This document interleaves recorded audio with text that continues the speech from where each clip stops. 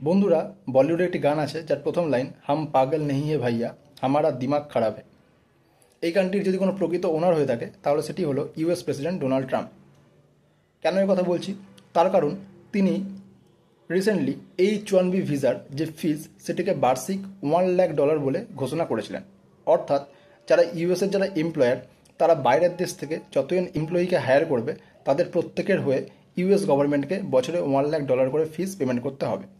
এই ডিসিশন সামনে আসার পরেই সেখানে যারা এমপ্লয়ার এবং যারা ল মেকার তাদের থেকে একটি হিউজ প্রেসার ডোনাল্ড ট্রাম্পের ওপরে আসে এবং ডোনাল্ড ট্রাম্প দুপা পিছিয়ে তিনি ঘোষণা করেন যে এই ফিজটি ইয়ারলি নয়, এটি ওয়ান টাইম। তিনি এখানেই থেমে থাকেননি, তিনি নতুন একটি রুলস নিয়ে আসতে চলেছেন এই H-1B ভিসা রিলেটেড এবং এর যে সিলেকশন প্রসেস এই রিলেটেড।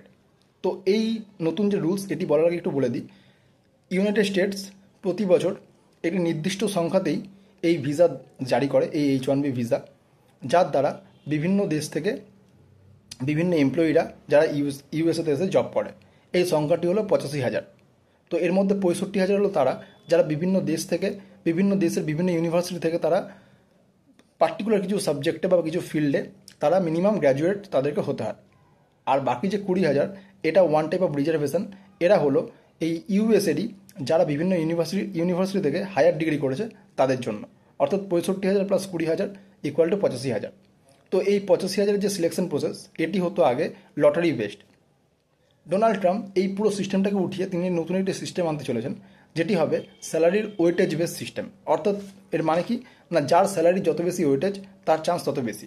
এবং এইটি অর্গানাইজ করবে যে ডিপার্টমেন্ট সেটি হলো department of labours occupational employment and wage statistics.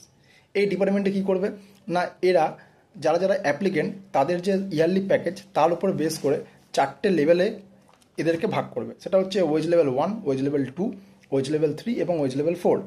যারা সবচেয়ে কম স্যালারি হোল্ডার হবে তারা হবে ওয়েজ লেভেল 1-এ, যারা তার থেকে একটু বেশি হবে তারা হবে ওয়েজ লেভেল 2-তে, যারা তার থেকে আরেকটু বেশি হবে তারা হবে ওয়েজ লেভেল 3-তে, এবং যাদের ইয়ারলি প্যাকেজ বছরে $1,65,000 তারা থাকবে এই ওয়েজ লেভেল 4-এ। তো ডিফারেন্সটা কোথায় না, যে ওয়েজ লেভেল 4-এ থাকবে সে পাবে 4টি এন্ট্রি, আর যে ওয়েজ লেভেল 1-এ থাকবে সে পাবে 1টি এন্ট্রি। অর্থাৎ যে ওয়েজ লেভেল 1-এ থাকবে তার থেকে যে ওয়েজ লেভেল 4-এ থাকবে সে 4বার সুযোগ বেশি পাবে।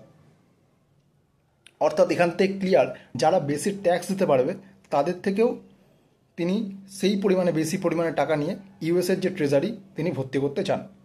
অর্থাৎ যে যত বেশি ট্যাক্স দিতে পারবে তার জন্য ইউএসএ যাওয়ার রাস্তা তত সহজ।